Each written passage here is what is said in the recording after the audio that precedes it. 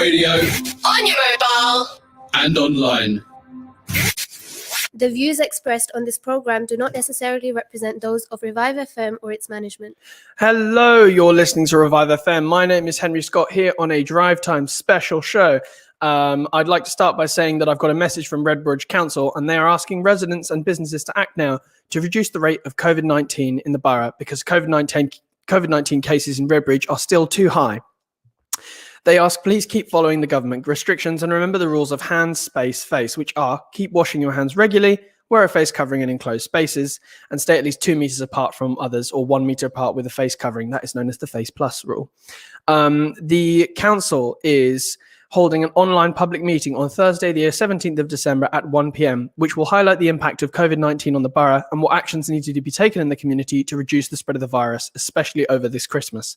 You can join Thursday's meeting at 1 p.m. by clicking the link to it, which can be found on Redbridge Council's website, which is www.redbridge.gov.uk. Now more than ever, we must all play our part to keep our families and loved ones safe. With Christmas arrangements coming into force shortly, people will have more freedom than they have enjoyed in recent weeks. But the reality is, just because we can do something doesn't mean we should. The more people you meet over the festive period, the greater the risks. The fact is, this virus hasn't disappeared, so please think carefully about the choices you make to meet people this Christmas. And I couldn't agree with that more. And that entire sentiment, I think it's really important now for us as a community to really think about the context you are seeing and meeting. I've cancelled a lot of my events, and sadly, I've cancelled a lot of meetups I had arranged with people in an outdoor setting, purely because the risk for this virus is just simply too high. And I am lucky enough not to meet vulnerable people. However, there is the issue that a lot of people live with vulnerable people at home and they're still going out. And every contact you make, every outing you go on, you risk putting other people in the hospital. And that is something which we cannot do. Ending news today, London has been put in a tier 3, which is exactly what we will be discussing on today's show. We have Sam Tarry, the MP for Ilford South, joining us at 5:45, and that will be a really great conversation with him. And we hope you are still staying tuned for that part. London and parts of 2 counties to plunge into tier 3 lockdown from Wednesday, reports the Mirror and many other news outlets. This is parts of Hertfordshire, Essex, and all of everyone in London. And that's pubs, cafes, and restaurants will shut for about 10.8 million people. However, with the revised tier 3 cases, you will still be able to go to the gym, still be able to go to church. And I should really have a look at these restrictions that I've got in front of me, as I want to make sure that this is accurate reporting. All hospitality industry is closed. However, retail may stay open. Work and business, everyone who can work from home should do so. Personal care is open. That's like going to the barber. Places of worship are open, but you are not allowed to interact with anyone outside your household or support bubble. Large events are not allowed to take place. Residential care is closed off to visitors. Indoor visits are essentially banned, but only allowed with the rollout of rapid testing, which will enable these visits. Exercise can take place outdoors, but people should avoid higher risk contact activity. Traveling, please do not travel outside of a tier 3 area. That is why mostly Kent and Essex have been locked down, considering the transport networks to them are incredibly good. Now, Matt Hancock gave a speech to the Commons today announcing the tier 3 plunge. And sadly, it's absolutely devastating for thousands in the pub industry, where many will sadly be out of work or will be put back on furlough. And a lot of pub workers sadly work on minimum wage. And I have to note that 80% of minimum wage is sometimes simply not enough to live on. It's, I think sometimes it could equivalent depending on the hours that you work. If you're already on part-time hours, you still don't get enough money to essentially live on. It's just, that's just my opinion though. And it's a normative one, and you can feel free to disagree with me. However, I think it is now beyond the point. It is absolutely ridiculous for Christmas relaxation of restrictions to go ahead. I want to ask, and this is really important, is how on earth can we say we're putting you on in a tier 3, but you can still meet each other in 3 households? The schools are still open. The schools should be shut, in my opinion. The month-long lockdown did a little dent in the number of cases, and I've got the data here, which I'll be discussing with Sam Tarry later, as patients admitted to hospital are not previously seen at the highest levels, but the number of cases in the London area have exceeded pandemic levels. The number of deaths are exceeding March pandemic levels, and the number of deaths is now at 200 a week in London. And that has gone even higher since the end of the lockdown on the 3rd of December, and the lockdown in London did not do much to dent that.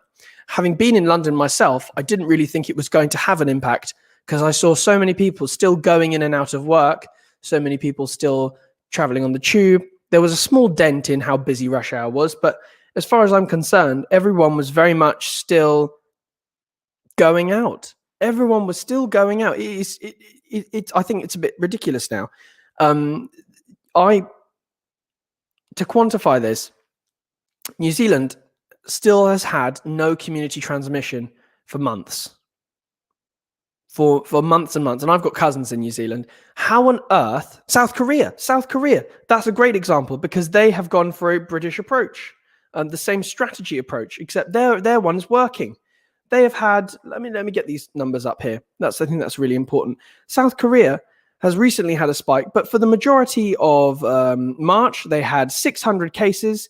Then through all of April, May, and June, they only had around 30 a day. And it's only recently that they've had a big spike, going up to 718. And that is being seen across the whole world in the winter, as winter seems to be better conditions for coronavirus to spread. But it's important that South Korea has only ever had 587 deaths. What we are doing is the same strategy. We are using a suppression strategy like the South Korean government, except ours has failed at every single point. Track and trace doesn't work. Please do download the app, though. That does work now. They've fixed it. Track and trace broken. Contact tracing. The callers aren't being used. Callers have spent 1% of their time working, contacting people. 1%. I saw a statistic in the Daily Mail. It is, frankly, we're being failed here. And then at the same time, can I just point out, Boris Johnson said to us, yes, I've arranged Christmas. I'm making plans to arrange for Christmas, but cancelled, put people under lockdown and told them you can't celebrate Diwali, Eid or Ramadan at all. I did have an argument with my mum, actually, and she said, well, it's a British country, and so, the majority of people celebrate Christmas, and so do people of all minorities and ethnicities. And I said, yeah, that's a good point, but it's still a religious holiday for those people nonetheless, and we should make the same exceptions and allowances as we do for the vast majority of other people in this country. So why on earth have we planned extensively for Christmas when it's exactly the wrong time to, but we didn't allow Eid and Ramadan celebrations and Diwali celebrations to go ahead?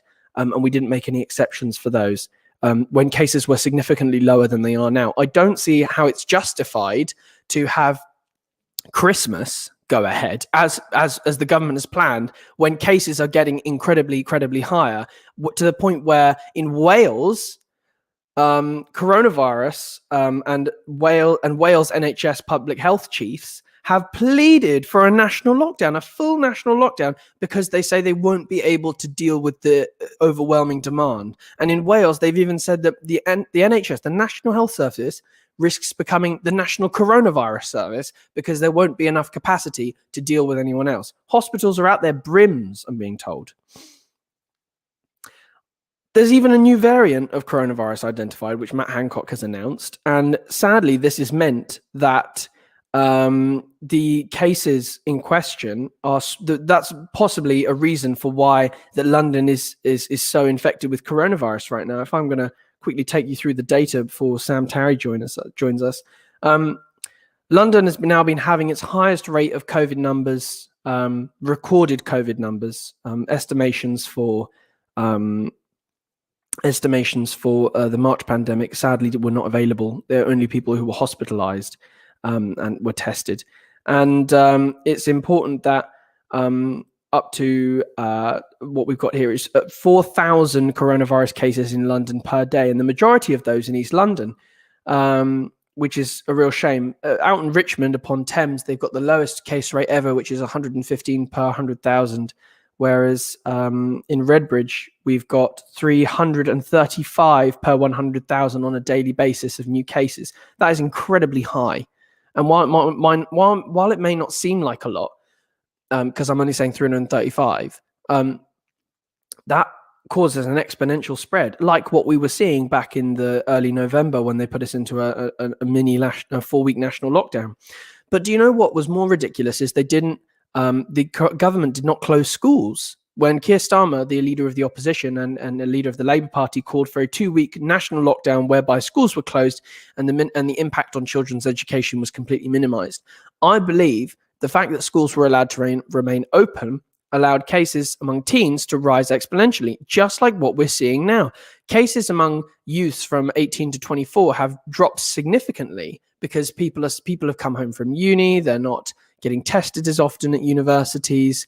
So it's possibility we may be losing some of those cases. But at the same time, cases among teenagers between the ages of 13 and 19 are rising exponentially. And that prevalence goes back to people at home. What if you live with your grandparents? What if you live with your dad or mum or brother who's at risk? This is the issue. And by not closing schools, we're causing a serious amount of harm to those at home and teachers. And some schools have been forced to close due to a lack of teaching staff because so many of them are self-isolating with coronavirus. Track and trace is, I don't want to be blanket term, but it's not been hugely effective in preventing the spread of coronavirus. Otherwise, we'd be in a situation like South Korea, where our death rate and case numbers would have dropped significantly, especially over the summer when we were having 335 cases a day at our lowest point. I think our lowest point was 354. And then it slowly started to climb back up, and we saw this, and people did nothing. So I think what's really important here, and these are the questions we'll be asking Sam Tarry, will be, what would the Labour of government be doing right now? How would it be dealing with this differently? What is he doing in his constituency? Is he working with the Redbridge Council? These are the questions. If you have any questions for Sam Tarry, I encourage you to comment below in the Facebook Live or YouTube, or maybe you can text us on 0333 444 0940. That's 0333 444 0940. People in hospital with COVID in the March pandemic in London reached up to 5,000 people in total. We're now approaching that number. We're at just over half. We're at just over 2,500 people in hospital right now. We're nowhere near the level of patients back in April and May with patients on a ventilator. But there's room for that to increase. And without stronger restrictions, we could end up with the same issue. What is being discussed, and this is quite the severity of the case, and I don't want to be alarmist, because I think being alarmist is probably a bad thing to do. And because when I saw a new variant of coronavirus, I was suddenly very alarmed. And the thing we need to do here is keep calm and carry on. That old British phrase that we've known for years and years and years is keep calm and carry on. But keep calm and stay at home might be a better description for people. So if I'm really being serious here, Redbridge Council is asking all of the listeners, Newham, to please stay at home. Yes, you can mix with 3 households on Christmas Day, but please don't. Please don't mix with households on Christmas Day. I'm going to encourage as many people as possible from now to do that. Don't go up to Scotland. If Boris Johnson is saying, yeah, go and see your family, but then Chris Whitty and Patrick Vallance in the background are sort of going, keep your grandparents by the window. Why on earth would you think, oh yeah, let's all get together and bring my grandparents over and my uncle who's got severe asthma and all that stuff? Because all you're going to do is kill people. I hate to say it, and this is quite a serious way of putting it, but it's almost sanctioning the spread of death, because that's what it is. If Boris Johnson, if Chris Whitty and Sir Patrick Vallance are saying, please don't get together over Christmas, then I would listen to them, because what's Boris Johnson done so far? Well, he's, him and his absolute shambles of a government has allowed 64,000 people to die. And frankly, in my view, that's not good enough. And I was listening to Chancellor Angela Merkel speak the other day. She's put Germany in another full national lockdown, which I'm not saying is a great idea, because I know that national lockdowns do a lot of damage, and I've been saying that for a while. But at the same time, She said that 557 deaths a day is unacceptable. And she was applauded for that when she made that remark. And I think she's completely right to be applauded so. Germany's fared much better with coronavirus.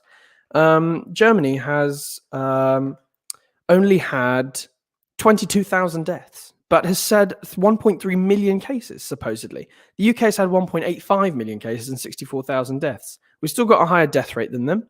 We've still got higher case rate. We've still got the national lockdown didn't make a dent. Then they're going into another national lockdown because, again, I agree that many people dying unnecessarily and the wider impact of that is silly. And another thing, I think the government's approach to a blanket lockdown scheme is ridiculous. A vast majority of people in this country shrug off coronavirus like it's a cold, I have to say. And if the vast majority of people are shrugging this virus off like it's a cold, then they should be able to go out and enjoy life and make sure they don't mix with people who are at risk from dying of it. When you get above the age of 65, the mortality rate for coronavirus increases massively. And when you get above 80, even worse. If you're high risk, very, very bad. There's 25%. What on earth are we supposed to do? Because it's just too many. It really frustrates me. I've got a comment from Ismail Sethi on Facebook Live. He says, for the last 2 weeks, I've been getting email daily from my daughter's school reporting one case every day on average. Today, I received an email saying 8 people got COVID, 8 students. Why would you not close schools? This is a very, very good question. And when Sam Tarry joins us, hopefully we'll be able to ask him that. Now, we just have the issue here that not enough is being done to protect people from themselves. But at the same time, you've got loads of people with a blanket lockdown restriction who are perfectly safe. If they get coronavirus, they're not going to transmit it to anyone vulnerable. They should be allowed to go out and work. How can we get the country moving again? How can we get the economy moving again when children who are not even born yet are going to have to pay for the cost of a national blanket lockdown? There are loads of people who don't interact with those who are at risk. Why are they not out? This blanket approach is not good. But at the same time, the blanket approach isn't working. It's just ridiculous. I've been really ranting here, haven't I? I just find the whole situation shambolic. And I'm not saying I would do a better job. Probably I'd do a worse job. Because I can always be Mr. Hindsight. And I can always be Mr. Look into the past and we did that wrong. But surely lessons were learned from March that when we started to see a rise in cases, we should have locked down. Cases have been rising steadily since July. And yet we had to wait. We got to 15th of September and Boris Johnson spent a week lounging around thinking about what to do. There's urgency to this situation. Every day everyone goes out in a restriction that doesn't stop the spread of coronavirus. There's another day we have to lock down. We have been told that for every day of relaxation of restrictions we have over the Christmas period, it will require 5 days of a national lockdown. What will that rate be like now with the prevalence of coronavirus in our society? There is 20,000, the height of the national lockdown on the 12th of November, there's 33,000 cases in one day. Now we're at the levels of like 21,000, around that level, 20,000 cases a day. How are we supposed to manage the pandemic if we can't? How are we supposed to manage the pandemic and have relaxation of restrictions if the prevalence of coronavirus is so high? 70% of cases don't get recorded because they're asymptomatic. Why are we sanctioning this level of destruction is my argument. And then we've also got Brexit to talk about as well. And Boris Johnson has, I'll say Boris Johnson, I'll say UK government has also been, getting everyone on edge there. And it's just turning into one big panic attack for many people. This isn't good for our mental health. This is horrific. Being stuck indoors is bad for our mental health. And if we dealt with this crisis better, then the suicide rate wouldn't have been higher than it was in the past 10 years. You know what's really disgusting is that during this term of school at university, there's been one child a week take their own lives at university. That's a tragedy. And it's because they've been told to self-isolate. My brother had to self-isolate. And he says staying inside for 2 weeks is really hard. It's really surprising what a lack of fresh air does to you. I don't know what he's talking about. But I do know that from the first lockdown, I became depressed. I'm very happy to talk about that. I'm very open book, to be honest. And I don't see how we as a society can be taken out of what is a natural element and put into an artificial zone. And there's just so much stuff. And, you know, it'd be nice and there's that old phrase, ignorance is bliss. But at the same time, I think if ignorance was bliss, then we might be even worse off. So, it's just ridiculous. Like all these headlines, they're all alarmist. They're all thing. I'm even doing it. I'm being alarmist because I'm getting upset about it, and I'm saying new variants and stuff. That word new variant, people think mutation in movies and popular media is bad, death. It isn't. But that's what it is. When somebody says that, it scares people. And yes, a bit of fear may be good to make people abide by the rules if they weren't previously.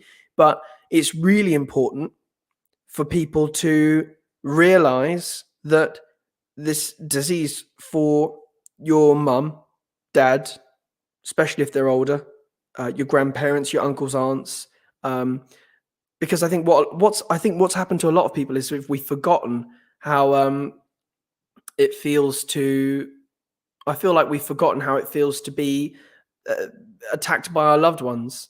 I feel like we've forgotten that lots of people are losing their families. So Biden said something quite powerful at the first presidential debate, and it was, listen, how many of you have come down in the morning to an empty chair at the dinner table? Imagine that. And that is what you have to think about here. We're really running up the clock here.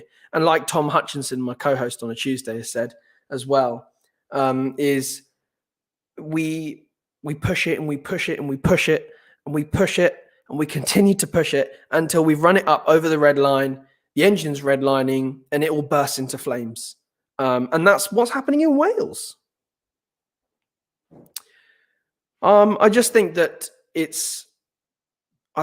so many issues surrounding this, and I think there's lots of problems that we can address in regards to coronavirus and then the dealing of it. But you know, we can't have a general election, so I think it's just ridiculous. Like, what does it come to? We've been fed all these lies. We've been fed all this horrific propaganda. There's vaccine information. I mean, that's a silver light at the end of the tunnel, really. I think we've actually got to talk about that, because vaccination is the way to cut out the R number. But we'll talk about that in the near future. So please do stay tuned. Sam Tarry is going to be joining us hopefully soon. I've been Henry Scott, and this is Revive FM. Please do stay tuned, as we'll be right back after this. Businesses, time is running out. Starting on the 1st of Jan, anyone who deals with Europe will have to follow new rules on exports, imports, tariffs, data, and hiring. I know we've all got our hands full right now, but basically, if any part of your business crosses borders, you need to do something about it now. This is happening. So make sure you have everything covered. We haven't got long. Start now at gov.uk/transition. Check, change, go. Minhaj welfare foundation में आपका अतिया जिंदगी की उम्मीद। आपकी मदद से मुमकिन हुआ दुनिया भर में 30 लाख से ज्यादा खवातीन, बुजुर्गों और बच्चों तक साफ पानी की फ्राहमी। मुतासरा इलाकों में हंगामी इमदाद, यतीम और बेसहारा बच्चों की दादरसी। इस साल हम आपके ताउन से और आगे बढ़ना चाहते हैं। अपनी ज़कात, सदकात और खैरात के जरिए इन मंसूबों का हिस्सा बनिए। अभी कॉल कीजिए 0300 3030 777 या हमारी वेबसाइट विजिट करें www.minhajwelfare.org. Amigos, the signature name when it comes to burgers and shakes. Our succulent burgers are prepared in front of you while you wait. Whether you go for our 6-ounce Mexican or our 10-ounce Texan, or you decide to go for our messy fries or our buffalo wings, One thing you're guaranteed is quality. Dine in with your friends and family at 400 Cranbrook Road, Gants Hill, or order in on Uber Eats, Just Eat or Deliveroo. Amigos. Hats off to great burgers.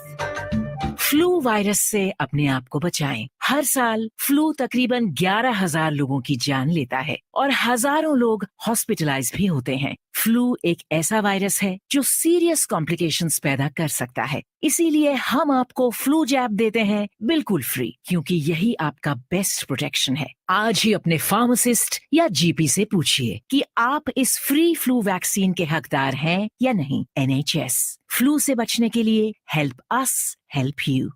Thinking about selling or letting your home? With Maxwell Estates, you don't need to look any further. Well established with over 15 years of experience, Maxwell Estates are specialists in residential sales and lettings. We manage over 200 properties in and around Northwest London, keeping our landlords and tenants updated with all the latest laws and legislations. Based in Edgware, our experienced specialist negotiators always ensure we maximize the full potential of your property. Call us now on 0208 952 0808 for a free no obligation quotation, or visit our website www.maxwellestates.co.uk for further information.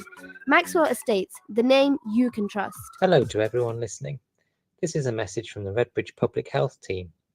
We're asking residents and businesses to act now to reduce the rate of infection in the borough because COVID-19 cases in Redbridge are still too high.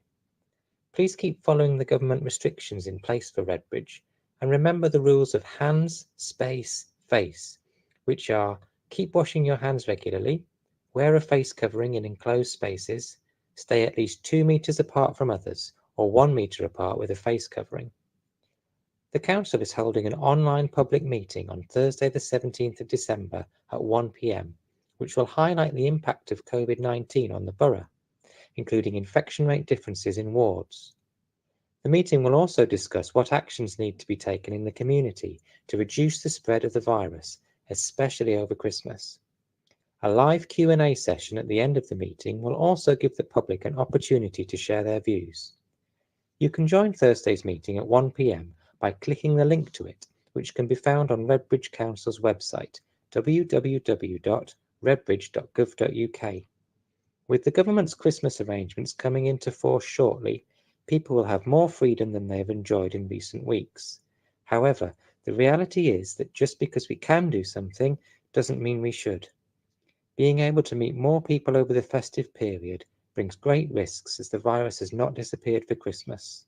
Now, more than ever, we must all play our part to help keep our families and loved Looking ones to get your safe. finances in order? MR Accountants has you covered. We provide a full range of accountancy and taxation services, including annual and management accounts, self-assessment tax returns, VAT, bookkeeping, and payroll services. We ensure you're kept up to date with the latest legislation, and our client-focused approach helps us plan your business finances from savings to investments. We are MR Accountants. Visit our website at mraccountants.com or call us on 0203 432 9138. Waiting to become a mum.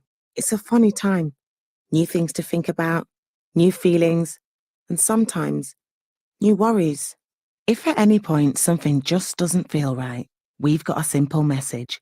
Just speak to your midwife. They're ready to see you safely.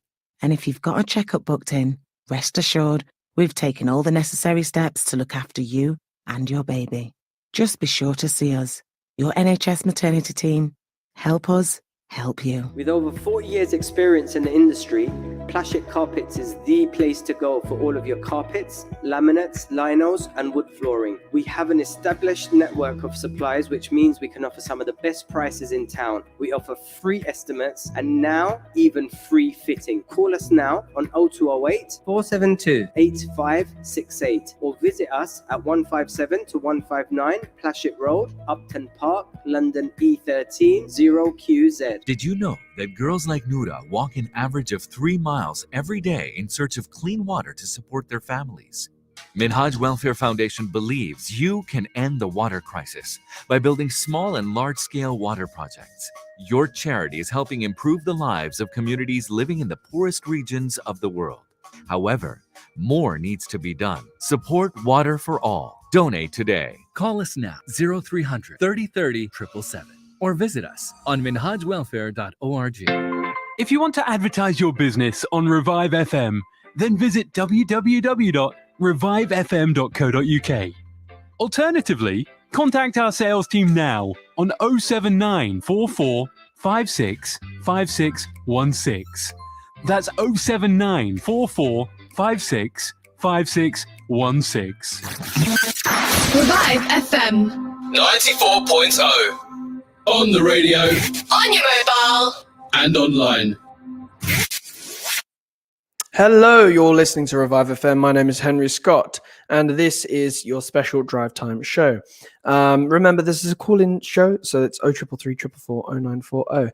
Hopefully, we'll be getting Sam Tarry, MP, on in just a few moments, but I've returned to just give you another briefing on coronavirus numbers in London.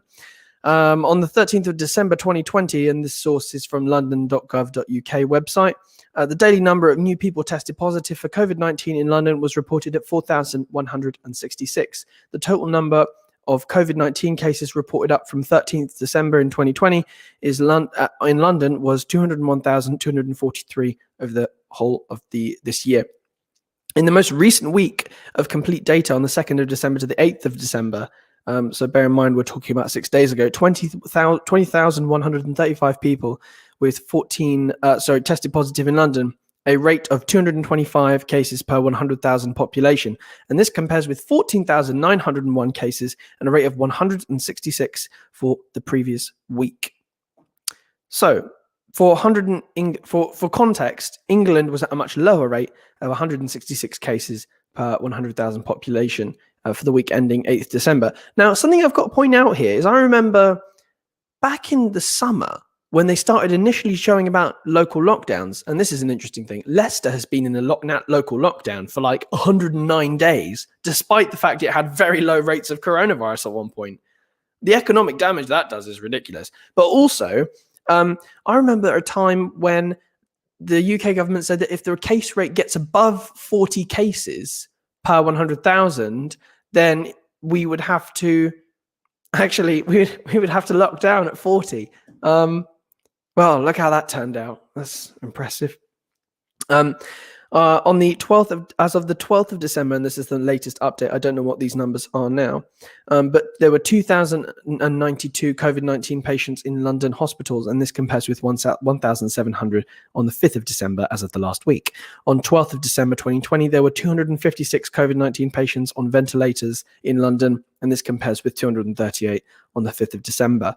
The mortality rate once you get put on a ventilator significantly increases. Which is very tragic, which is why we need to work together and bring the rates of virus down. I'm in the studio on my own here. I have wore a mask on my way in to the studio today on the tube. I've socially distanced and I've washed my hands when I got in. I washed my hands at TFL. It's just.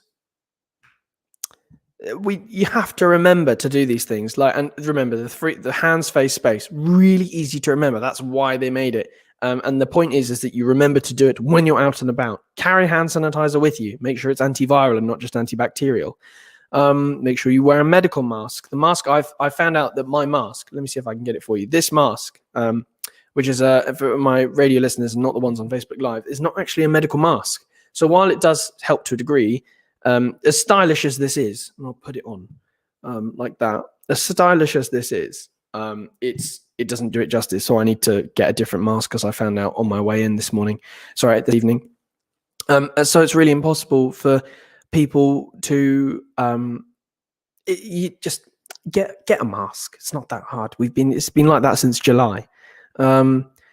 I think what's really important now is to abide by restrictions and ask us lots of questions. We've got an MP on the line in a few minutes. It'd be really great if a lot of you ask some questions. Call in 0333 444 0940. We want to hear what you have to say. We want to hear what you want. We want to hear how you're doing. But I mean, the thing is, we're getting distracted by Brexit. We're getting in the US, it's a horrific state of affairs. They've got over 200,000 cases of coronavirus a day, and that's just 30% of the cases they're having. The death rate is now higher than it was in March. which is pretty horrific.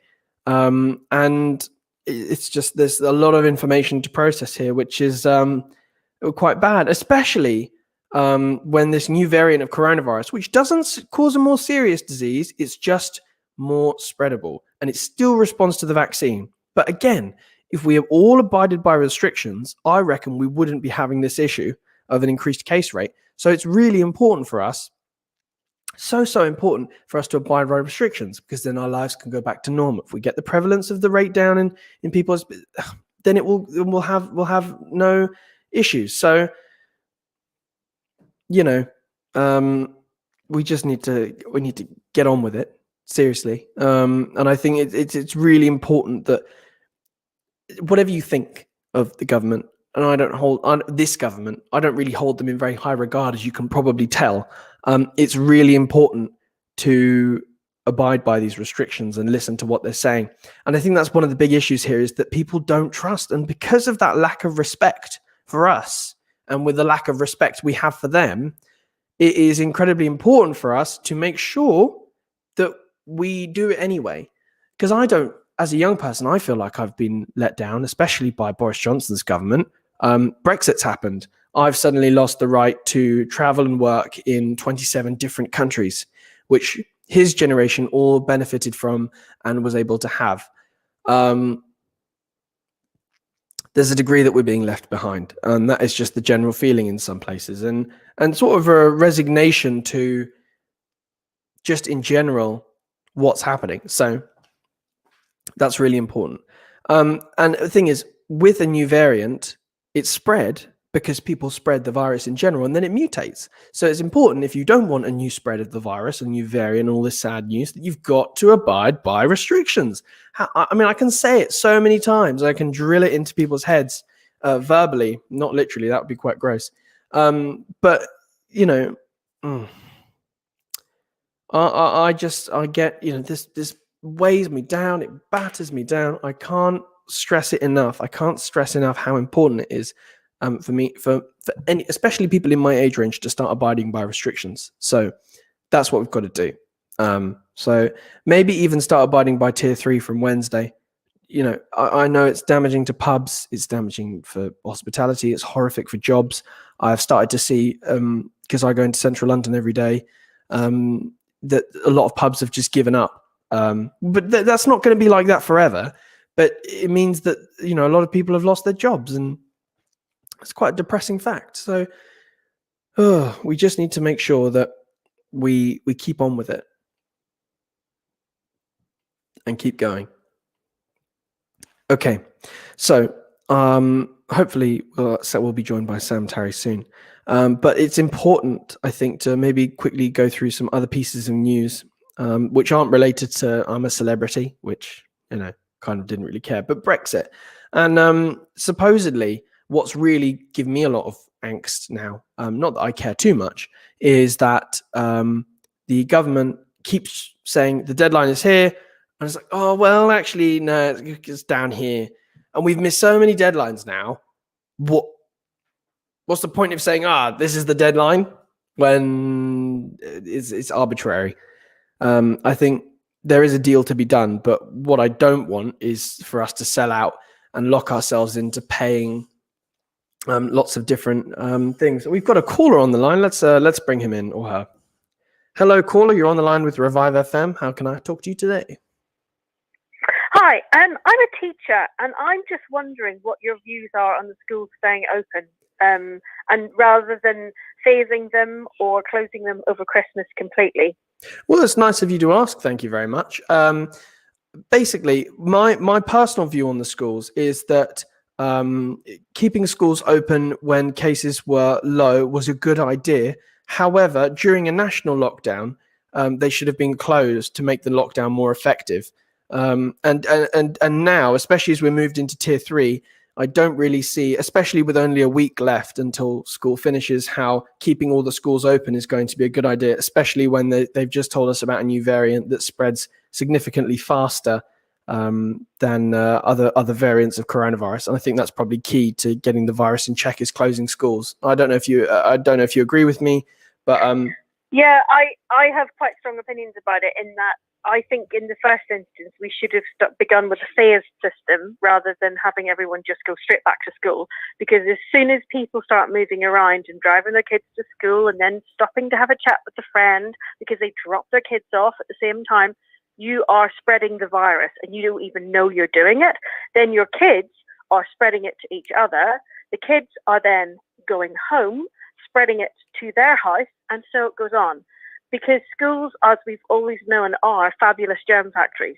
If you want to go and catch some germs, you go to school because there's a whole pile of people all shoved together in classrooms at 30 to 35 children at a time. And they're not, it's not possible in every school to socially distance that amount of people.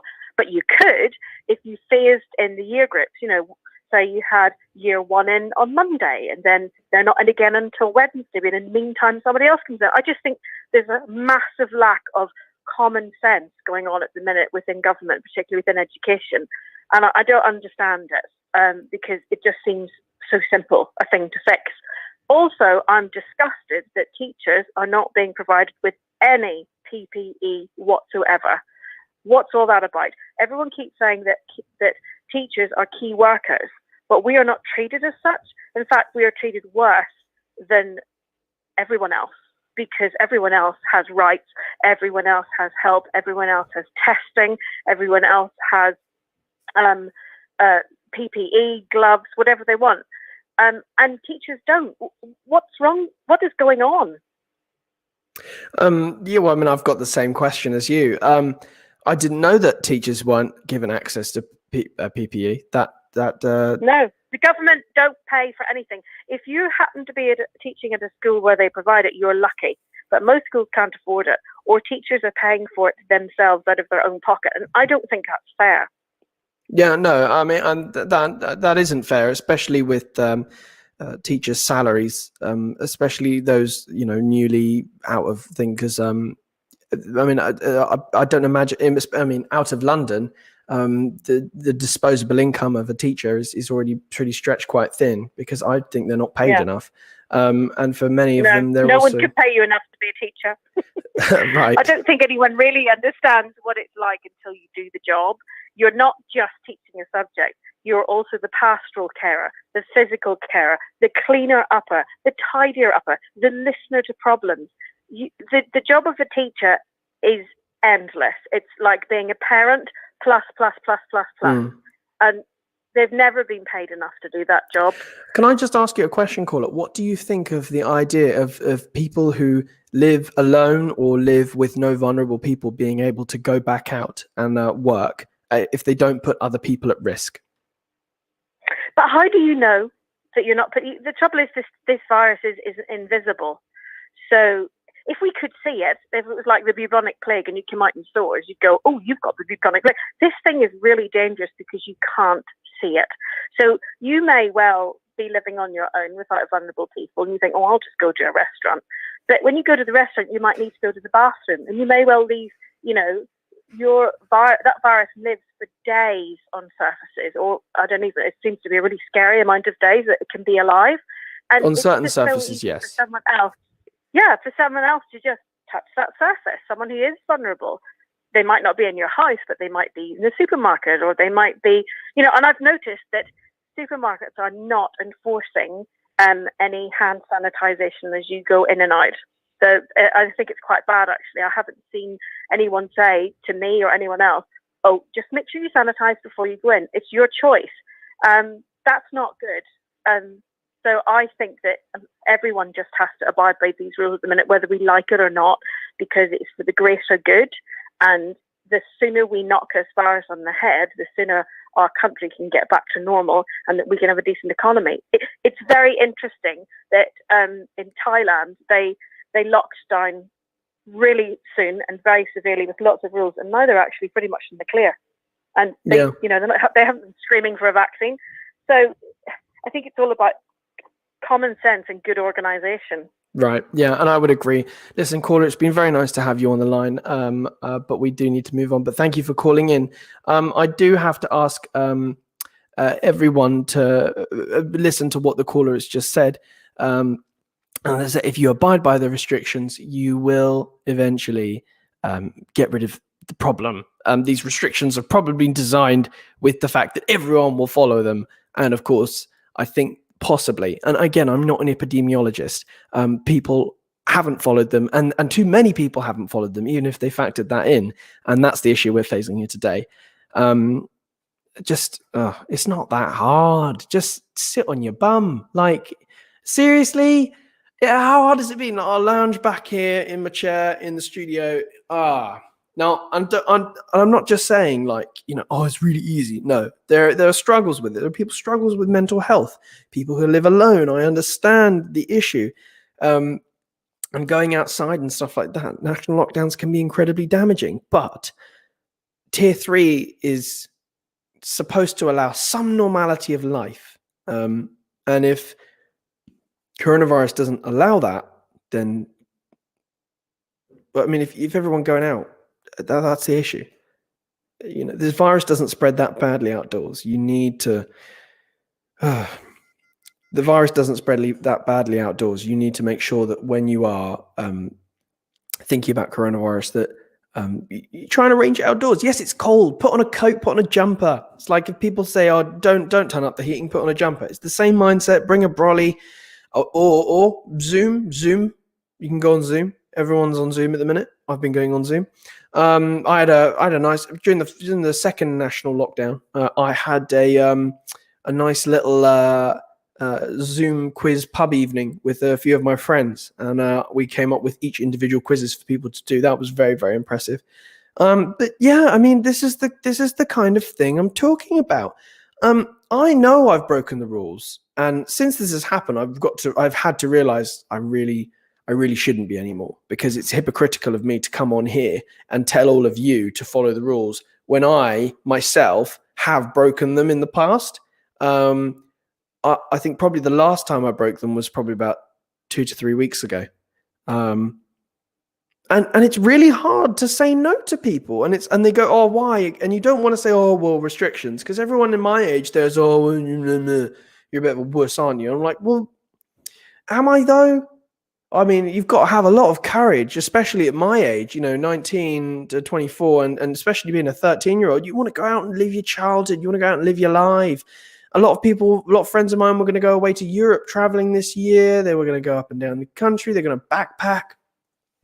As it's been a dream of theirs. They'd been working hard all of last year, and then the COVID hit, and they've been saving up their furlough money, and suddenly all this restrictions and virus comes crashing down on them. Being a member of the National Youth Choir, which I'm so sad to say has had its 1 gig of this year cancelled, actually. It's just so tragic for so many of them in the National Youth Choir. They were all supposed to go and perform carols at the Royal Albert Hall this Christmas and have it as a live streamed event. That is not happening now, and it's incredibly tragic. It's so tragic, and I can't express my sympathy enough to all of them. It's just, yeah, it's so sad. And I know so many people were preparing for that, and they're absolutely gutted. And I think Greg Beardsall, the conductor for the event or presenter, was saying on his Twitter page, and I remember reading this, is "Please, London, please abide by restrictions. You'll cancel my only paid work since March." And the poor guy has sadly had his paid work cancelled. It's really sad that this has happened. It's just so tragic, and I can't believe it. I really can't believe it. It's quite shocking in the end, because it's people's personal decision. It's people's personal decision whether or not to abide by these rules.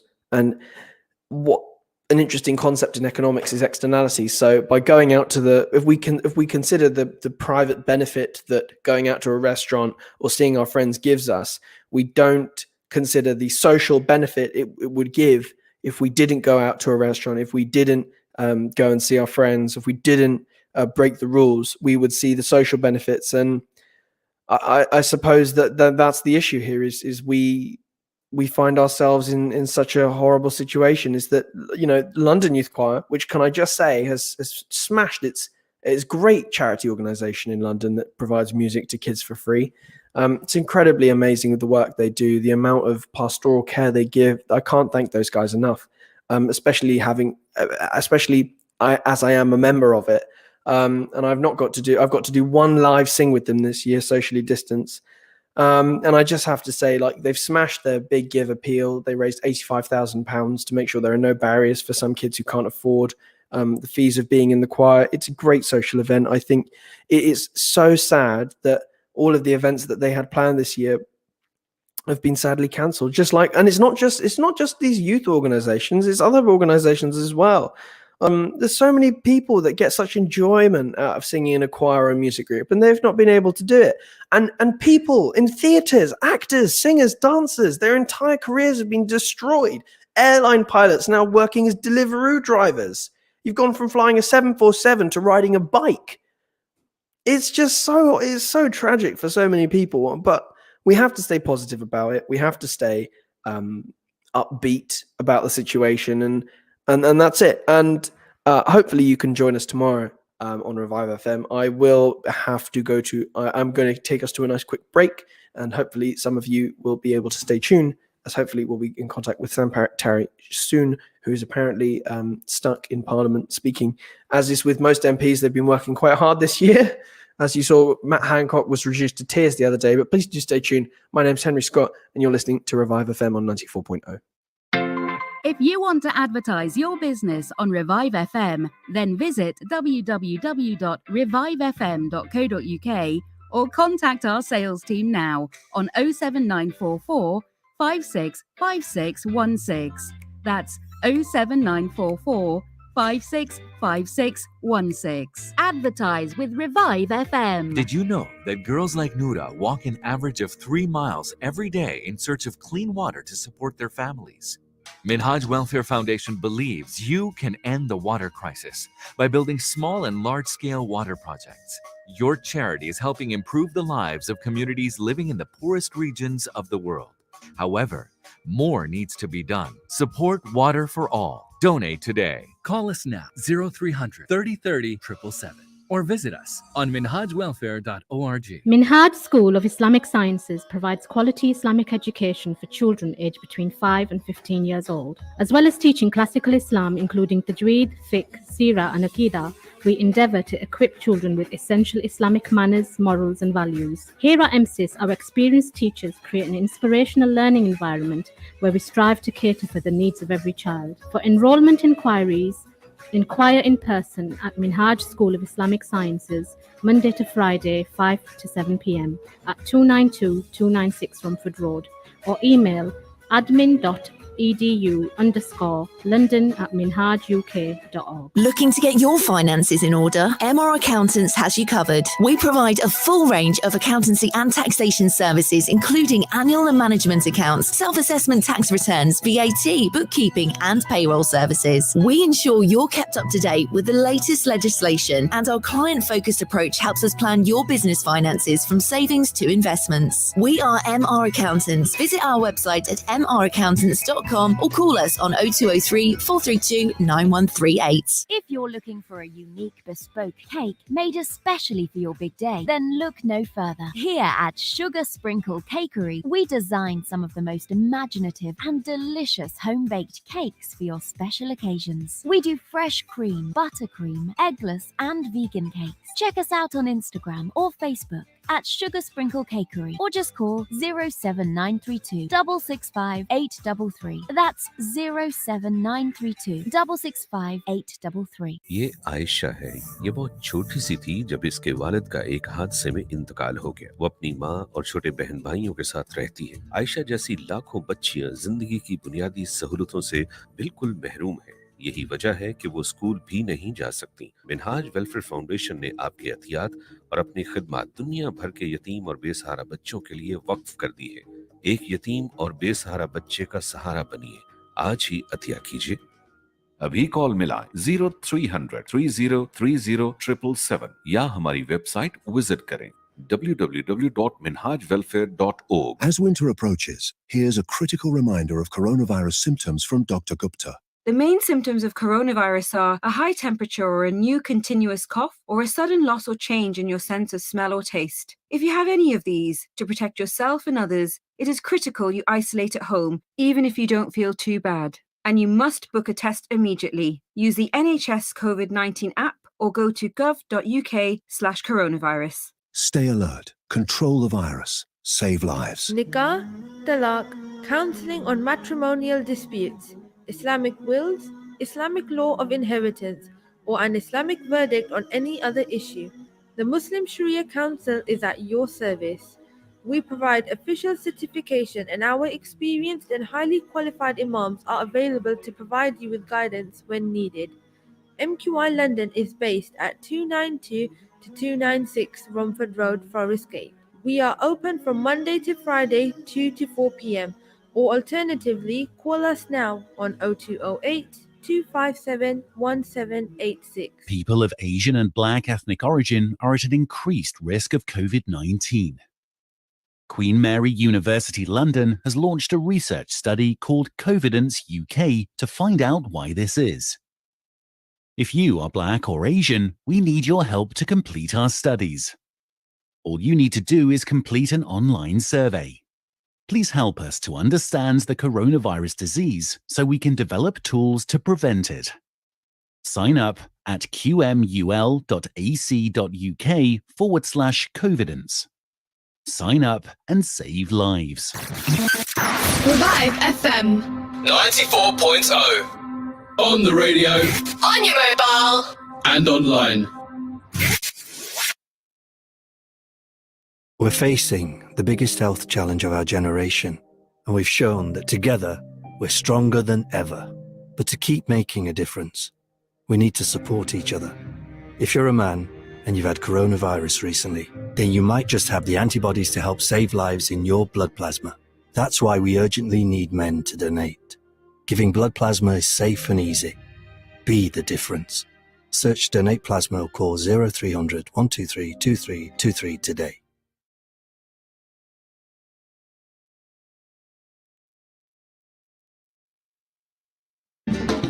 Amigos, the signature name when it comes to burgers and shakes. Our succulent burgers are prepared in front of you while you wait. Whether you go for our 6-ounce Mexican or our 10-ounce Texan, or you decide to go for our messy fries or our buffalo wings, one thing you're guaranteed is quality. Dine in with your friends and family at 400 Cranbrook Road, Gants Hill, or order in on Uber Eats, Just Eat or Deliveroo. Amigos, hats off to great burgers. If you're looking for a unique bespoke cake made especially for your big day, then look no further. Here at Sugar Sprinkle Cakery, we designed some of the most imaginative and delicious home-baked cakes for your special occasions. We do fresh cream, buttercream, eggless and vegan cakes. Check us out on Instagram or Facebook at Sugar Sprinkle Cakery, or just call 07932 665 833. That's 07932 665 833. COVID-19 remains highly contagious, and even people without symptoms can spread it. So we need to keep washing our hands when we get home. Keep wearing our face coverings on the train. Keep making space at the shops. And now we're indoors more, we should let fresh air in to help blow COVID-19 particles away. Let's keep doing all we can to protect each other and help stop the spread. Remember, hands, face, space, and let fresh air in. Waiting to become a mum. It's a funny time. New things to think about, new feelings, and sometimes new worries. If at any point something just doesn't feel right, we've got a simple message. Just speak to your midwife. They're ready to see you safely. And if you've got a checkup booked in, rest assured, we've taken all the necessary steps to look after you and your baby. Just be sure to see us, your NHS maternity team. Help us help you. COVID-19 remains highly contagious, and even people without symptoms can spread it. So we need to keep washing our hands when we get to work, keep wearing our face coverings in shops, keep making space when we're out and about. Morning. And now we're indoors more, we should let fresh air in to help blow COVID-19 particles away. Let's keep doing all we can to protect each other and help stop the spread. Remember, hands, face, space, and let fresh air in. Minhaj welfare foundation में आपका अतिया जिंदगी की उम्मीद आपकी मदद से मुमकिन हुआ। दुनिया भर में 30 लाख से ज्यादा खवातीन, बुजुर्गों और बच्चों तक साफ पानी की फ्राहमी, मुतासरा इलाकों में हंगामी इमदाद, यतीम और बेसहारा बच्चों की दादरसी। इस साल हम आपके ताउन से और आगे बढ़ना चाहते हैं। अपनी ज़कात, सदकात और खैरात के जरिए इन मंसूबों का हिस्सा बनिए। अभी कॉल कीजिए 0300 3030 777 या हमारी वेबसाइट विजिट करें www.minhajwelfare.org. Nikah, talaq, counseling on matrimonial disputes, Islamic wills, Islamic law of inheritance, or an Islamic verdict on any other issue. The Muslim Sharia Council is at your service. We provide official certification and our experienced and highly qualified imams are available to provide you with guidance when needed. MQI London is based at 292 to 296 Romford Road, Forest Gate. We are open from Monday to Friday 2 to 4 p.m. or alternatively call us now on 0208 257 1786. COVID-19 remains highly contagious, and even people without symptoms can spread it. So we need to keep using hand sanitizer in shops, keep wearing our face coverings on the bus, keep making space at the school gates. And now we're indoors more, we should let fresh air in to help blow COVID-19 particles away. Let's keep doing all we can to protect each other and help stop the spread. Remember, hands, face, space, and let fresh air in. If you want to advertise your business on Revive FM, then visit www.revivefm.co.uk. Alternatively, contact our sales team now on 07944 56 5616. That's 07944 56 5616. Hello to everyone listening. This is a message from the Redbridge Public Health Team.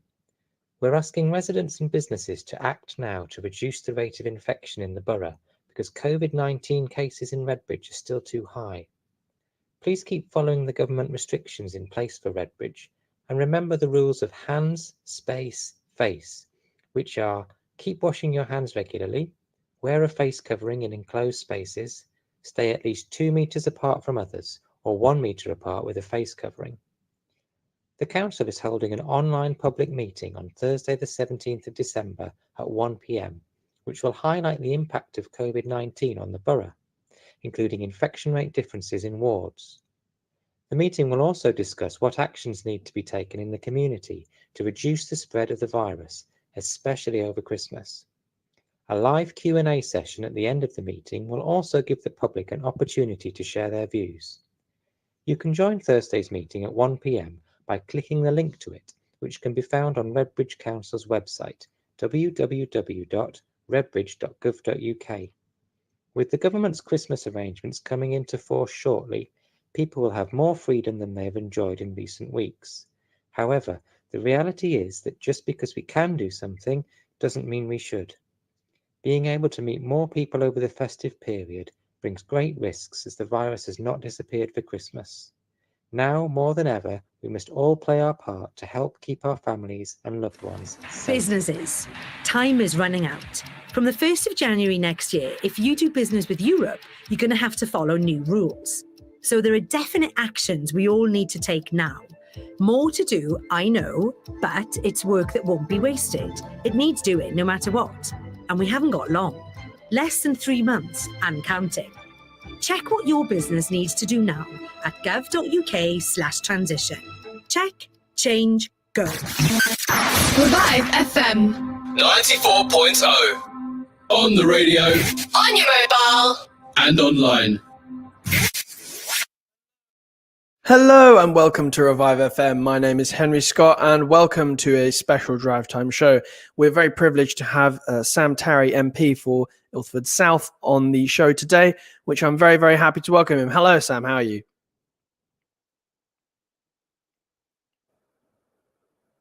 I think there might be a small connection issue there. I can't hear a word you're saying. Sorry. Oh no, he cannot hear a word we're saying. So we're going to sort out that technical difficulty. But in the meantime, I'll just quickly talk us through. There's a small issue with the sound on sadly. We've just finally got Sam on the line. But perhaps we're going to be working on that just briefly. Please bear with us while we get those technical difficulties out of the way.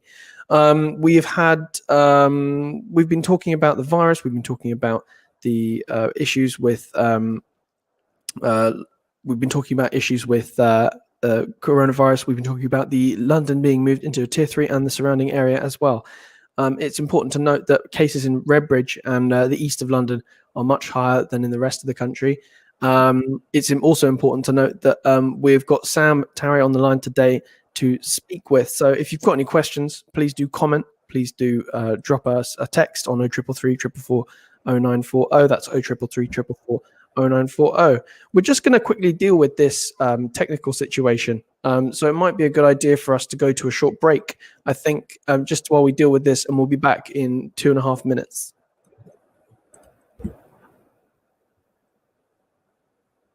Hello to everyone listening. This is a message from the Redbridge Public Health team. We're asking residents and businesses to act now to reduce the rate of infection in the borough because COVID-19 cases in Redbridge are still too high. Please keep following the government restrictions in place for Redbridge and remember the rules of hands, space, face, which are keep washing your hands regularly, wear a face covering in enclosed spaces, stay at least 2 meters apart from others, or 1 metre apart with a face covering. The Council is holding an online public meeting on Thursday the 17th of December at 1 p.m, which will highlight the impact of COVID-19 on the borough, including infection rate differences in wards. The meeting will also discuss what actions need to be taken in the community to reduce the spread of the virus, especially over Christmas. A live Q&A session at the end of the meeting will also give the public an opportunity to share their views. You can join Thursday's meeting at 1 p.m. by clicking the link to it, which can be found on Redbridge Council's website, www.redbridge.gov.uk. With the government's Christmas arrangements coming into force shortly, people will have more freedom than they have enjoyed in recent weeks. However, the reality is that just because we can do something doesn't mean we should. Being able to meet more people over the festive period brings great risks as the virus has not disappeared for Christmas. Now, more than ever, we must all play our part to help keep our families and loved ones COVID-19 safe. remains highly contagious, and even people without symptoms can spread it. So we need to keep washing our hands when we get to work, keep wearing our face coverings in shops, keep making space when we're out and about. Morning. And now we're indoors more, we should let fresh air in to help blow COVID-19 particles away.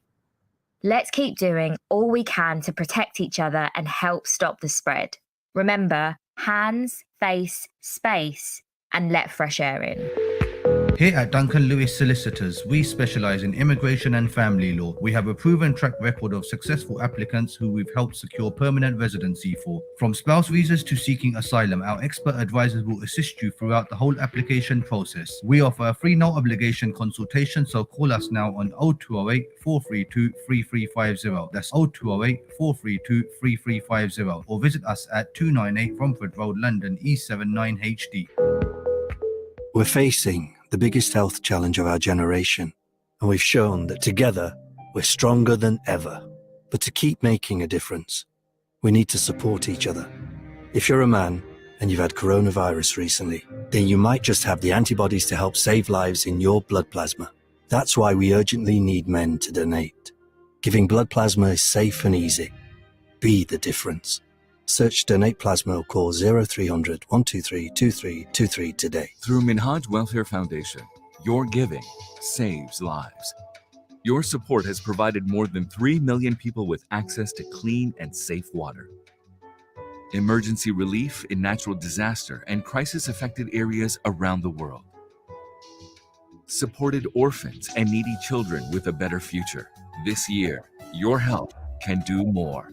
Donate your zakat, sadaqah, and charitable donations to any of your chosen projects. Call us now, 0300 3030 777, or visit us on minhajwelfare.org. Revive FM 94.0. On the radio. on your mobile. And online. Hello, and you're listening to Revive FM. My name is Henry Scott, and you're listening to Revive FM on 94.0. Keep it locked. I'm very, very pleased to announce that we have Sam Tarry, MP for Ilford South, in studio today. Hi, Sam. How's it going? Yeah, not too bad. Sorry about the technology problems before.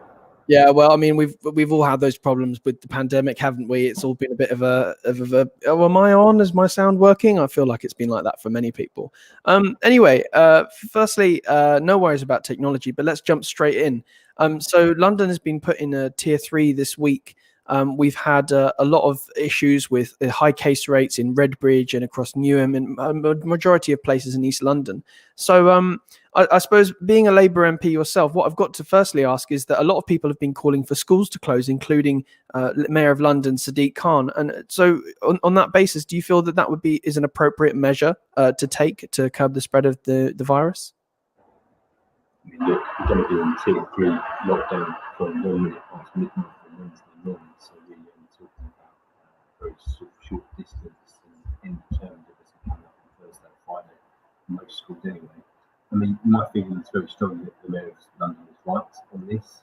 And generally, Labour's position has been, our official position, is that schools should remain open as long as possible. And the reason for that, I mean, take Ilford South, for example, we've got several wards there that are amongst the worst for child poverty anywhere in Essex. And every day, every week, every month that children have not had being in school because of the pandemic, that does mean that those of the working class, often minority children, are going to be set back in terms of education. Mm-hmm. So just to be really clear, so that your viewers understand this, the gravity and the speed of which the COVID virus is now spreading is actually almost at and surpassing the levels at the worst point back in the earlier part of the year when we went into a full national lockdown. So I do think that we need to act quickly.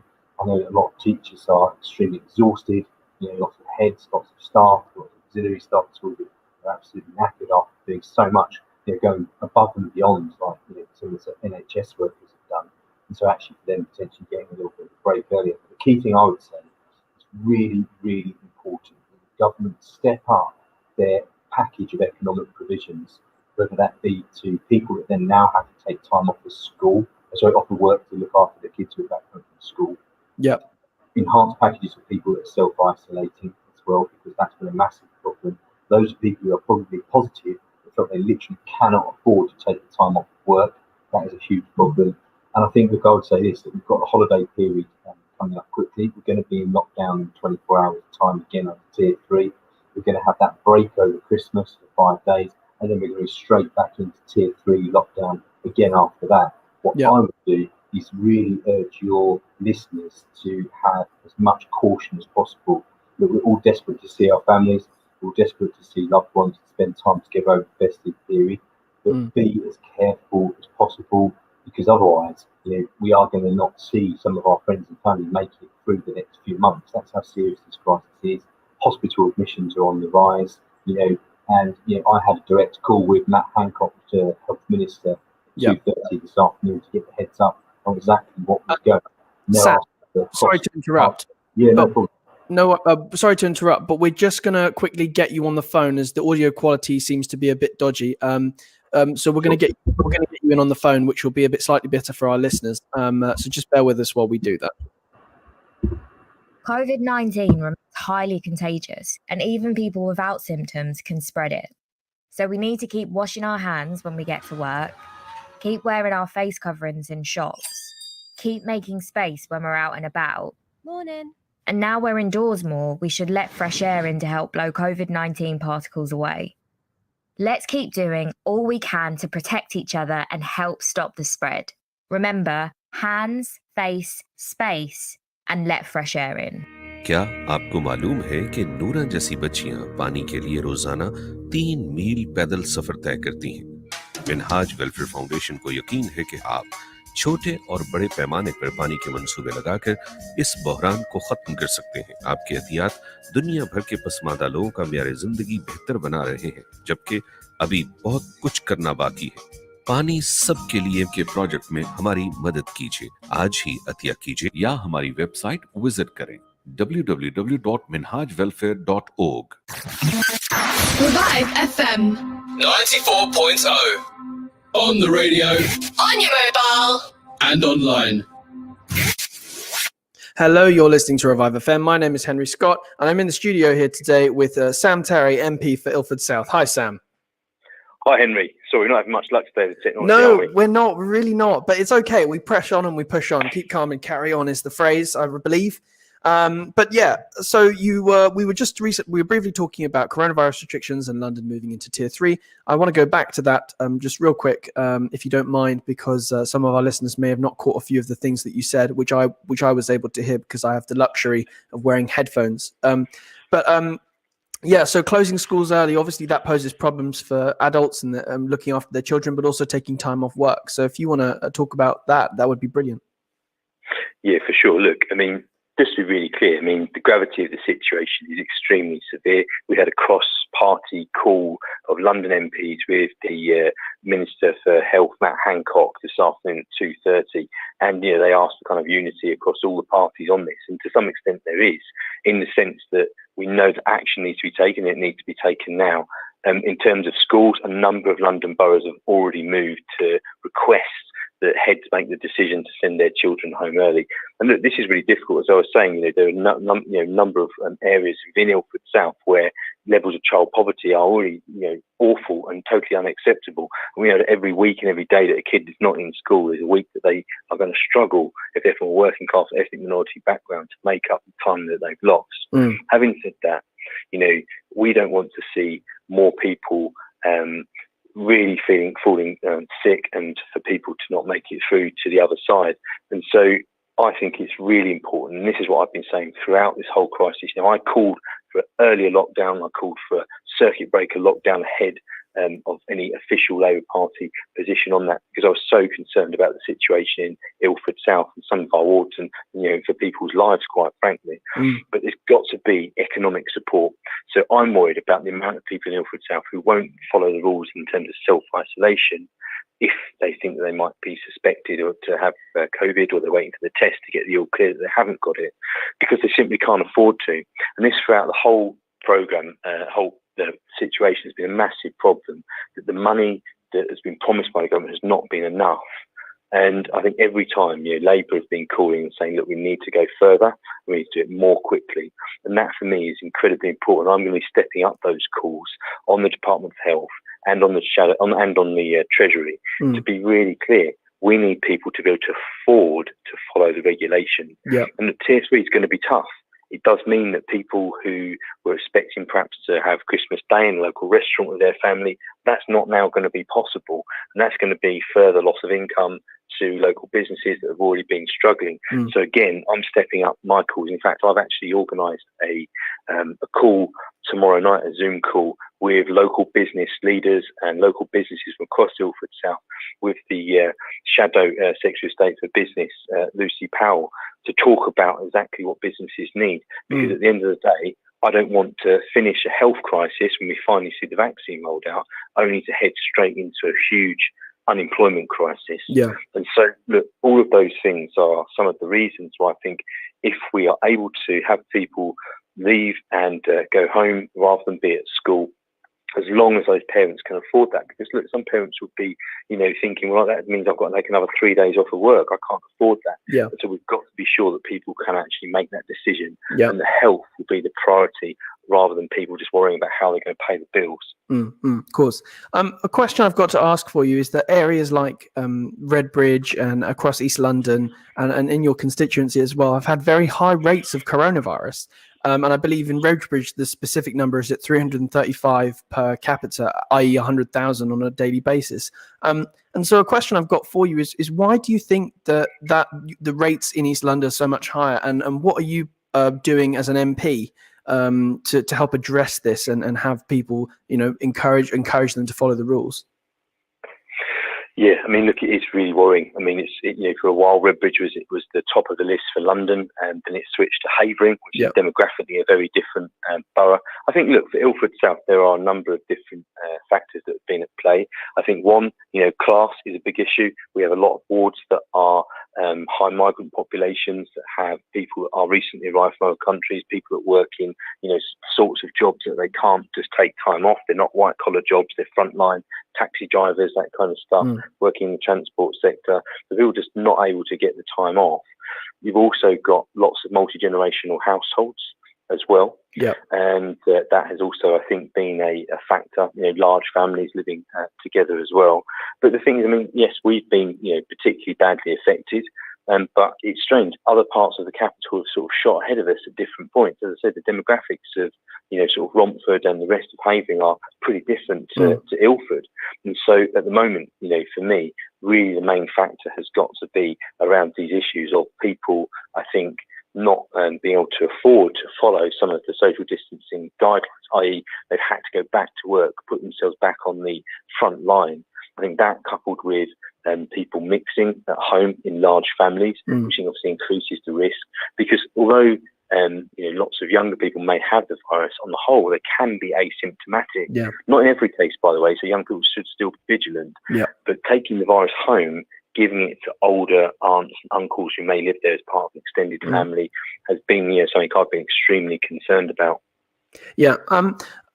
That's really, really thorough. Thank you. The next question I've got is, obviously you say you're encouraging people to think about Christmas relaxation of restrictions, and they won't be able to have dinner with their family on Christmas Day. But I do have to ask, do you think that the Christmas relaxation of restrictions should be cancelled due to this rise in cases, especially with a possible new strain spreading faster? Look, I mean, I've not seen the evidence on this new strain, and I do at the moment think it's irresponsible of people and ministers to be talking about this potential new strain without real scientific evidence behind it. We've seen a few lurid tabloid headlines. Look, it's a balance. People are really suffering in terms of mental health. That has led to a huge increase in terms of casework going through my office of people that are, having all sorts of issues at home. There's been a rise in domestic violence, for example, people devising people having kind of mental health crises. And in part, that's because of isolation and loneliness and people not being able to see each other. We're human beings at the end of the day that, thrive on social contact. We're not robots that live in isolation, just plodding along. And so I think it is about a balancing act. I just think that, in reality, we've got to be sensible at Christmas. Yes, I know that other countries have decided to kind of counsel any kind of relaxation. I believe that Germany has probably moved in that direction. I think, look, if the data continues to accelerate in a negative direction as it is at the moment in terms of the situation worsening by the end of this week, then the government may need to take further action. But at the moment, on balance, I think that really, for me, saying to people that they're not going to be able to see their friends and family and loved one under the regulations, and if people stick to those regulations, I think is also going to have a really negative knock-on impact in terms of people's mental well-being. So look, it's a tough judgment call to make. And as I said, if things get even more out of hand, then potentially we may need to reassess towards the end of this week if things continue to get worse and accelerate in such a way. But at the moment, I do think that people should be able to spend time within those guidelines. But what I would say is, unless it's really necessary, if there is an ability in your family to have a meet-up by Zoom, to have less of you coming together, do those things, because, it is potentially your own family members, particularly older family members or family members that maybe have underlying health conditions or that generally not be as healthy, that could be the ones that suffer from this illness. Yeah. And what I would say is, even for younger and fitter and healthier people, I've heard a number of people, including other MPs, who were perfectly fit and healthy, in their sort of 40s, not, unwell or anything like that, who have had COVID and are still suffering the effects of long COVID nearly 6 months later. So we all do need to take this incredibly seriously and think about our own personal situations, the health of our families, and make those decisions responsibly accordingly.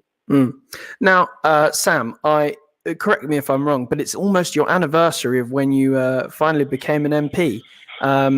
now, because as the general election was last year, and what I've been doing is I've been following PMQ since Keir Starmer became leader of the opposition for a while now. And Boris once said in PMQs, he coined the phrase "Captain Hindsight" for Keir Starmer, and I kind of sort of did agree. But one thing I think a lot of our listeners would love to know, considering lots of people have been speaking about last year's general election in headlines, and there's been lots of party political broadcasts about it as well, to like members of the party. I would love to know how would Labour policy differ from Conservative policy in going forward? If you're able to say anything at all, how would Labour deal with this differently? Because I think that's a question that a lot of voters would be keen to hear.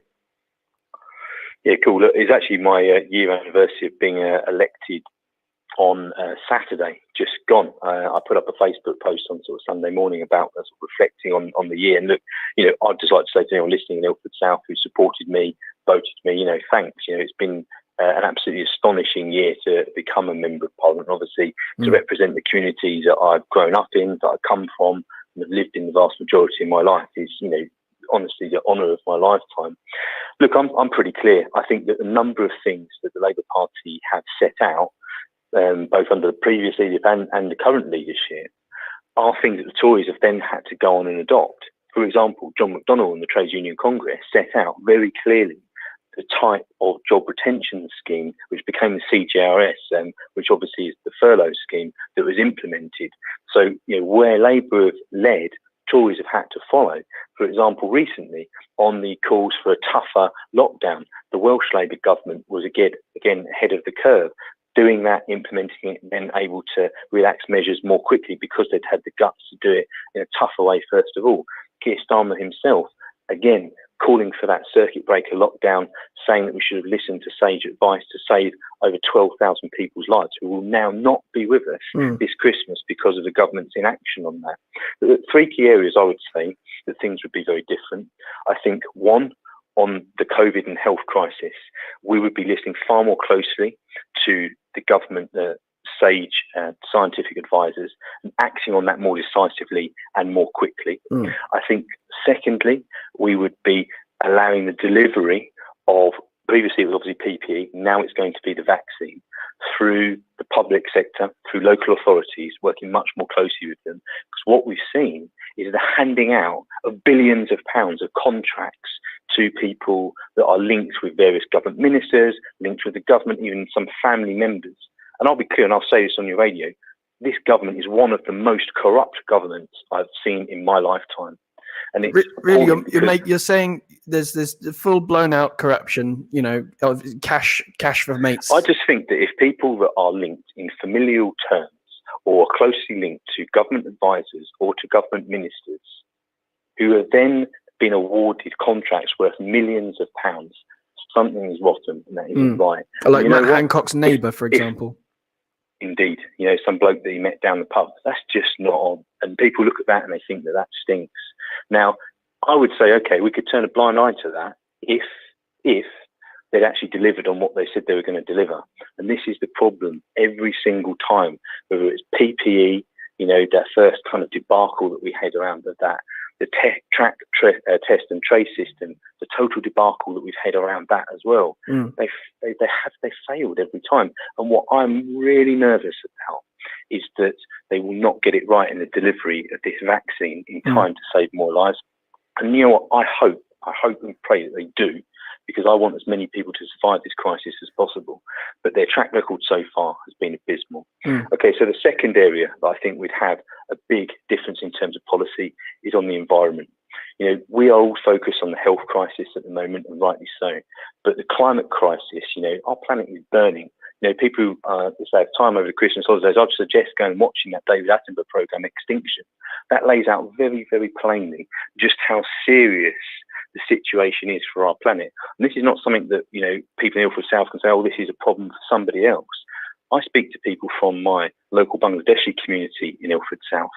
They have friends and families who are already losing their lives and livelihoods directly because of the climate crisis in Bangladesh. And that is something that we in the West obviously have a degree of responsibility for as huge fossil fuel consumers.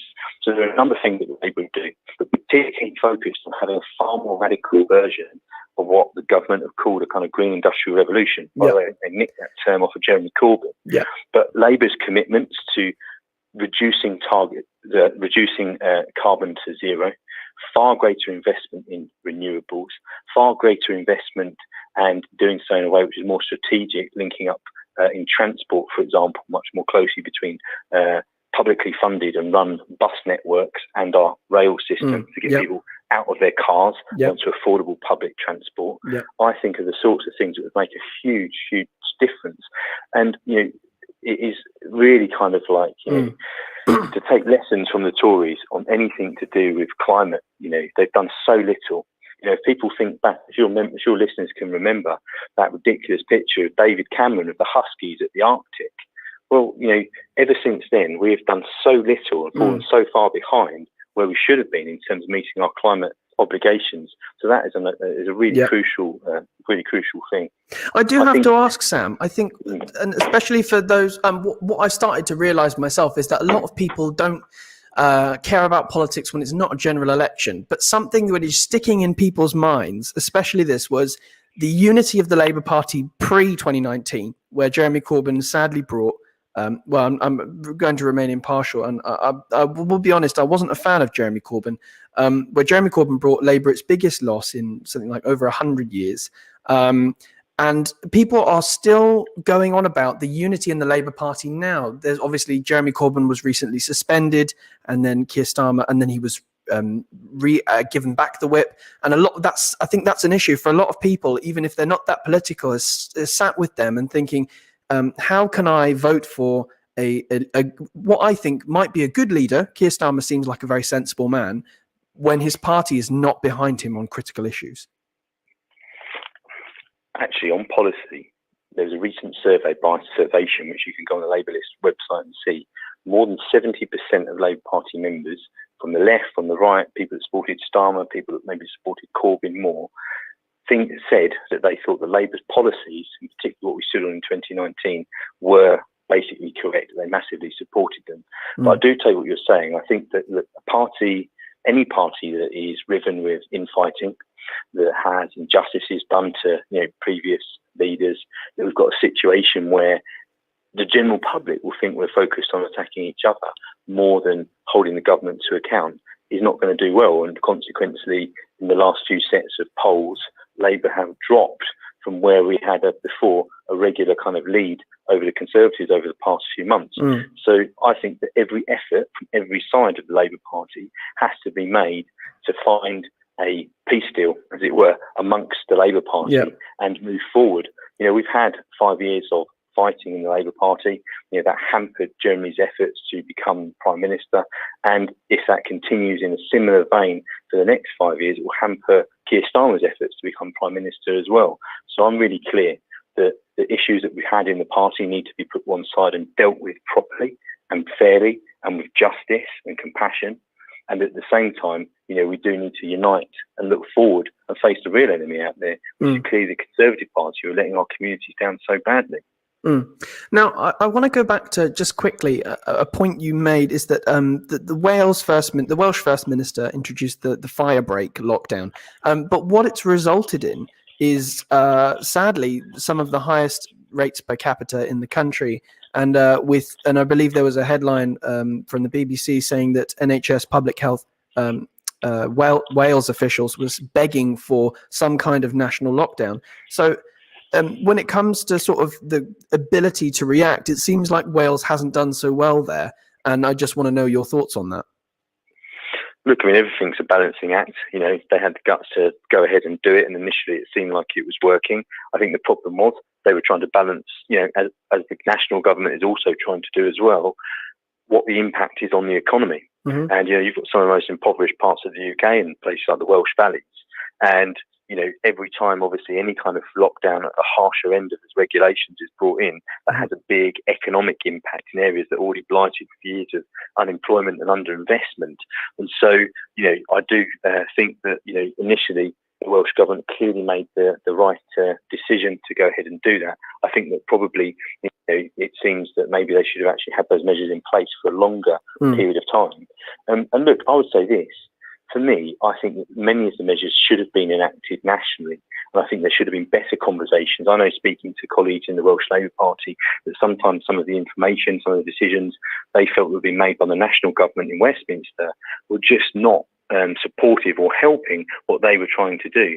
Because at the end of the day, human beings don't see a border. It's an artificial construct. It's a bit like us in London having to push back against one of the ideas that was mooted, that I think it's Barking, Dagenham, Havering and Redbridge would be put into our own version of a Tier 3 lockdown, whilst other parts of London were left behind. Well, there's just no possible way that could work. People travel for different reasons and cross borders every day without even probably realising it. And so I think that, the fact that really nationally the leadership has not been there is really the problem here. And I think in Wales, as I said, they've had to then step in and to take those tougher measures again. That is the right thing to do. And is that largely Boris Johnson's fault? Is he? I mean, I imagine you possibly have had personal conversations with him, and I don't want to put you in a spot or anything like that, because I know you have to go and meet these people and speak with them every day. But from my perspective and a lot of my friends' perspective, we are dismayed at the lack of leadership skills. Rather than going, we're doing this now, there's a headline, Boris Johnson thinking about doing this, Boris Johnson told about doing this, and then we don't hear anything for a week. What I mean, to me, that is a lack of leadership, and it's something which I'd be grateful to hear Keir Starmer speaking more about, or any member of the Labour Party such as yourself. Look, I'll be honest, I think Boris Johnson is completely and utterly unfit to run this country and to lead our nation. I'm going to mince my words here. I think he's completely useless. Anyone who spends 5 minutes watching him versus Keir Starmer over the dispatch box on a Wednesday morning will see that. He doesn't have the answers. He hasn't got the ideas. He doesn't have the qualities of leadership. He's a guy who came in thinking that he'd be able to do a bit of a kind of run, getting Brexit done, delivering on that, and he'd go down in the history books as some kind of hero. Instead, he's not even been able to deliver a deal with the European Union. The incompetency of that we're now potentially headed towards a no-deal situation and tanking the economy at a time when the economy's already shrunk at the worst point since records began. I look across him at the chamber and I have absolutely zero faith in him, if I'm being honest with you. And I think, it really makes me quite sad, because the Labour strategy has been to support the government where they're making the right decisions, but we've also not been afraid to call them out when they're making the wrong decisions. And as I go back to the decisions and the way that they implemented the PPE situation, the sort of getting the PPE to care homes, getting the PPE to hospitals, the fact they ran out of supplies, the fact it wasn't being delivered in time to schools as well. People lost their lives because of that. Let's not beat around the bush here. Then the test, track and trace system.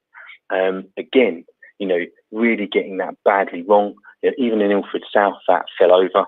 We'd made a huge effort to get people to turn up to the Mildmay test centre for walk-in appointments. That's just opposite my office. I was literally watching it happen. People turning up, then be told to go away, because actually the government, without telling any local politicians or local council leadership what was going on, had changed the criteria. So you had to only book online. And that was in a community where, for a lot of folk, English isn't always the first language. So when we've put out leaflets in 10 different languages, when I've toured 15 different radio stations and local community news channels, so that things could be translated into Urdu, into Punjabi, so we can get the message out, to then have the rug pulled from beneath our feet is, again, something which I can really only lay the blame at the door of the Conservatives. And so, from my point of view, I wish that there was a general election coming sooner than 4 years away, because I just cannot believe that we are going to have to put up with this incompetent leadership for such a long period of time. And look at the death rate. Look at the scale of people that have died. Now look, any government, whether it be Labour or Tory, was always going to find this incredibly difficult period of time.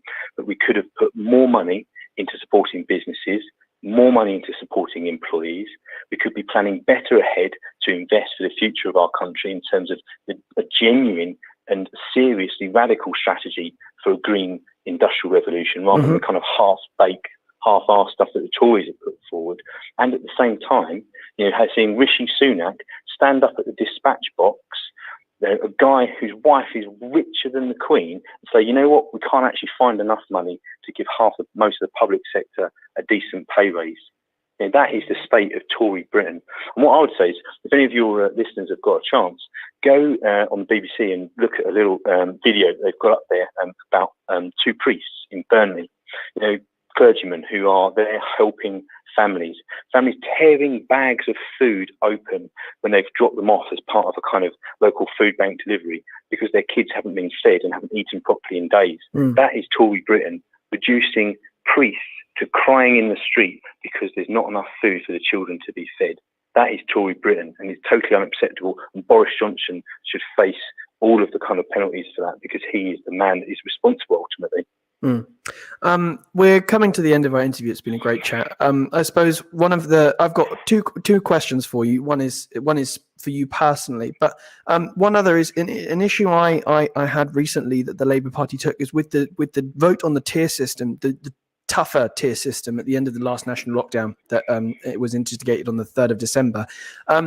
Labour chose to abstain from that vote. And I just want to ask, what was the reason for that? Because to me, it seemed like it was largely playing politics because the government had its own sort of rebellion on its hands from a lot of its backbenchers. So why did Labour abstain?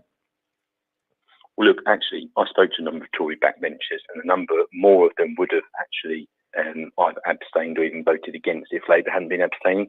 Very clear.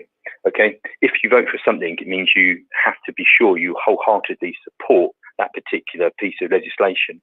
And the thing that we did not support was the economic package. It was far too little. It was far too weak.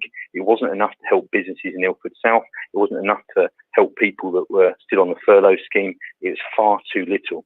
In terms of the actual measures, in terms of the lockdown, yes, we did agree with that. So we wanted to be really clear that we wouldn't vote for their economic package because it was just far too little to support the communities that I represent, but at the same time did not want to vote against the tier restrictions, which we did believe and had said for weeks needed to be brought in more quickly. Brilliant. Listen, Sam, it's been brilliant to speak with you. Thanks for coming on. I've got one last question for you, and I suppose I've been thinking about this is that I ran for MP last year in Leighton and Wanstead. It's funnily enough how I landed talking to you on the radio today.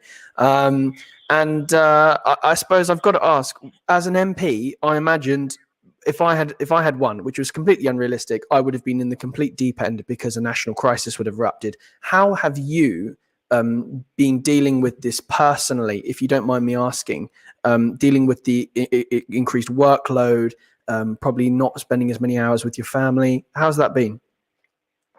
Look, I mean, it's always really tough, isn't it? You make a lot of sacrifices in a job like this. I think that the hours you work, I'm often not leaving Parliament 10 o'clock, 11 o'clock at night, obviously in early again the next day, often having to be on top of detail over a whole range of different issues.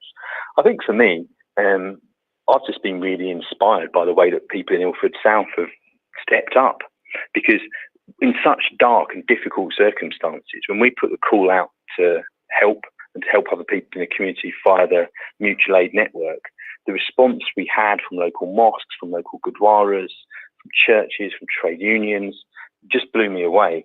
And so, yes, it's been tough, no doubt about it. It's tough on everybody. But when you've got people that are inspiring you every day through their efforts, that has got me through this year, absolutely. Well, Sam, thank you very much. Thank you so much for talking to us. Sorry we had those issues with the tech at the start, but it's been like that for everyone this year. But I hope you don't spend too late an evening at Parliament. It's been great to talk to you. Thank you so much. Cheers. Take care. All the best. Yeah, thank you very much. Everyone, that was Sam Tarry. Thank you so much for coming. We have to thank him again for coming on. And from all of us here at Revive FM, please do stay safe. Remember, hands, face, space.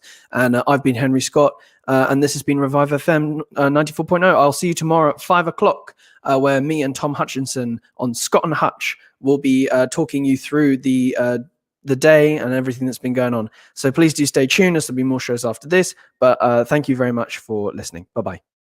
As winter approaches, here's a